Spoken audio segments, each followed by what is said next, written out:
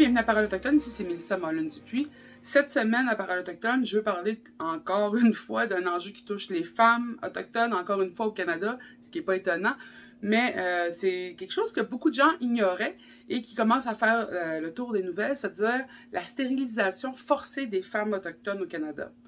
Ce qui est assez étrange, c'est comment est-ce que ça a fait le devant des nouvelles. Pourquoi est-ce qu'on en parle aujourd'hui quand c'est une réalité dont on parle et qui a même été prise en compte par justement le gouvernement de M. Trudeau dès 2018. Comment ça se fait que, quoi? Stérilisation forcée, ça n'a pas allumé des lanternes chez les gens et pourquoi on en parle aujourd'hui en 2021?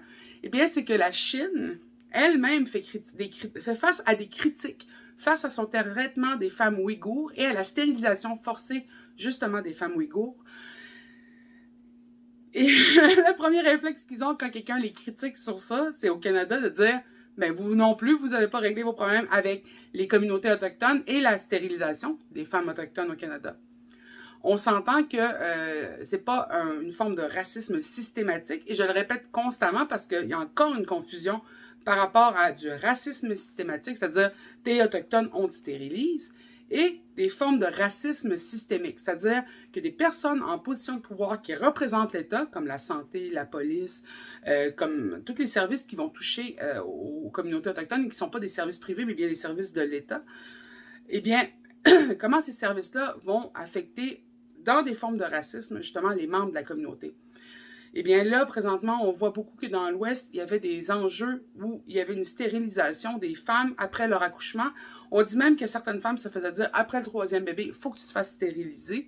Et souvent sans le consentement ou sans la compréhension, ou même en forgeant, parfois, et ça on va le voir en cours, parce que c'est pas encore prouvé par la Cour du Canada, mais ce sont des allégations que les femmes autochtones essaient d'amener de l'avant depuis des décennies même, et bien que les médecins le faisaient sans l'autorisation des femmes. Donc, on prenait encore les communautés autochtones, les personnes autochtones comme des mineurs qui n'avaient pas le droit de dire ce qu'ils voulaient pour leurs soins de santé, pour leur corps. Et bien sûr, c'est une violation de droits humains énorme au niveau international, mais même au niveau national. Parce que quand on parle de contrôle des populations, on voit ressortir des politiques qui rappellent quand même une certaine époque, à la Deuxième Guerre mondiale, pour pas sortir justement le point Godwin et dire c'est de l'extermination de masse, mais c'est une forme d'extermination, c'est une forme d'empêchement des communautés de pouvoir avoir des enfants, de pouvoir exister et recréer leur population.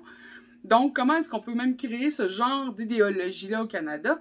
Bien, c'est pas étonnant puisque pendant longtemps, bien, aux États-Unis, au Canada, des politiques d'assimilation, des politiques de destruction de l'identité autochtone, du corps des femmes autochtones, d'une séparation des communautés autochtones, a fait partie des politiques. Donc, on peut s'imaginer que ça a pu teinter justement l'imaginaire de certains médecins de pouvoir se permettre de stériliser des femmes et de continuer à le faire en toute impunité jusqu'à ce que, justement, la réconciliation soit quelque chose qui soit amené de l'avant.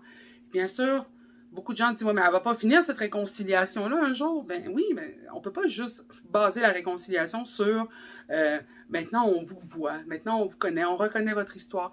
Là, maintenant, c'est comment on répare cette histoire-là, comment on défait le racisme qui a été imbriqué dans le système, mais qui n'est pas le système. Donc, on ne dit pas que le système a été bâti de façon uniquement raciste, c'est-à-dire en disant « on va stériliser les femmes autochtones ». Mais on s'entend que, pendant longtemps, les politiques qui étaient en place permettaient à des membres du système de faire des actions racistes et de pouvoir s'en sortir en toute impunité. Et là, je ne rentre même pas dans tous les autres enjeux parce qu'on en parle constamment, mais c'est de vous rendre compte que la surprise, comme la surprise canadienne soit à cause que la Chine nous critique sur ça, ça parle beaucoup de comment l'éveil canadien est encore à devoir être travaillé et avancé. Alors, vous comprendrez que c'est encore un enjeu énorme. On espère que vous nous enverrez des questions. On espère justement que vous partagerez cette vidéo. N'hésitez pas non plus à partager le format podcast de mes chroniques.